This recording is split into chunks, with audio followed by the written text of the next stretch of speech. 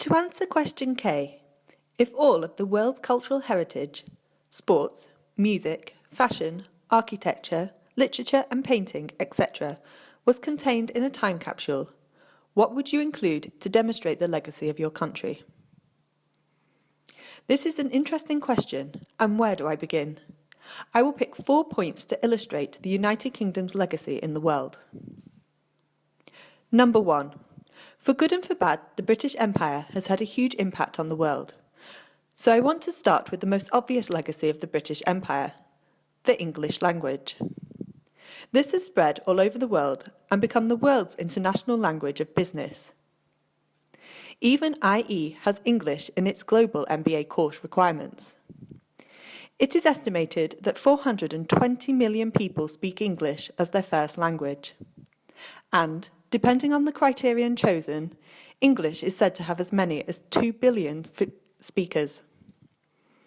As such, English, as a global language, permitting everyone around the world to communicate with each other, is my first item to represent the United Kingdom in the time capsule.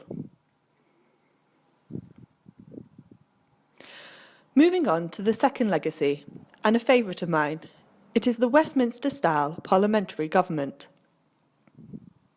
This is a cabinet system with a prime minister as a head of government, but with a monarch or a ceremonial president as head of state. It is a stable system of free and democratic government with regular elections. The UK Parliament in Westminster is known as the Mother of Parliaments and has served as a model for the parliaments of the Commonwealth countries such as Canada, Australia, New Zealand, India, Jamaica, Malta, Trinidad and Tobago and the Bahamas. As such, the Westminster parliamentary system is next on my list to enter the time capsule. Number 3. Sports have become a legacy of the United Kingdom, and not because we always do well. An ex-Prime Minister of the United Kingdom once said, "We, the UK, invented the majority of the world's great sports."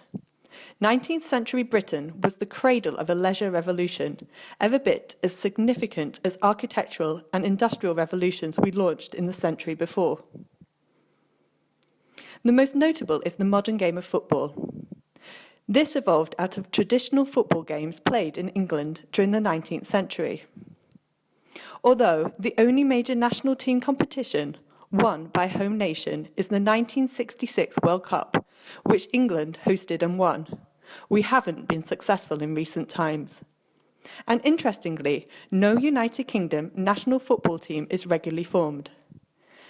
Despite this, the game of football remains the world's most popular sport, with a reported 3.5 billion fans.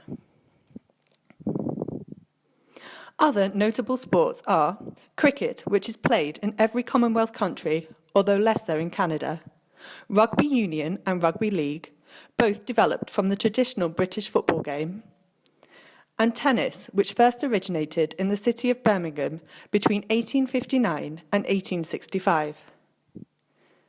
As such, these sports are also being added to the time capsule. Lastly is the NHS.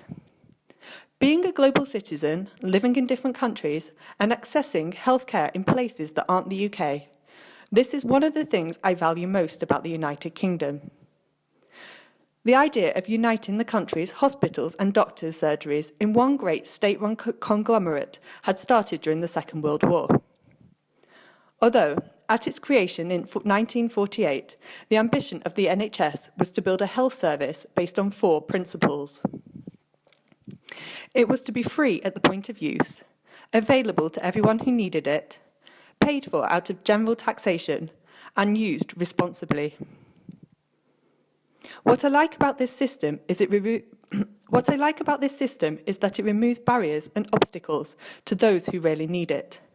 No complicated reimbursement structure exists, and for me, a person living in Belgium, a country that loves paperwork, healthcare reimbursement is a burden that I don't need. I ask myself almost daily, why do other countries not follow the model of the NHS? It isn't perfect, but it's certainly by far the best healthcare model I have come across in the majority of places. As such, the NHS, a complete health service available to every member of the community, free at the point of use, is entering the time capsule. And so I conclude, to represent the United Kingdom, I have put in the time capsule 1. English as a world language. 2. The Westminster parliamentary system. 3. Sports such as football, cricket, rugby and tennis. And 4. And finally, the NHS, a healthcare system available to all, paid out of taxation which is free at the point of use.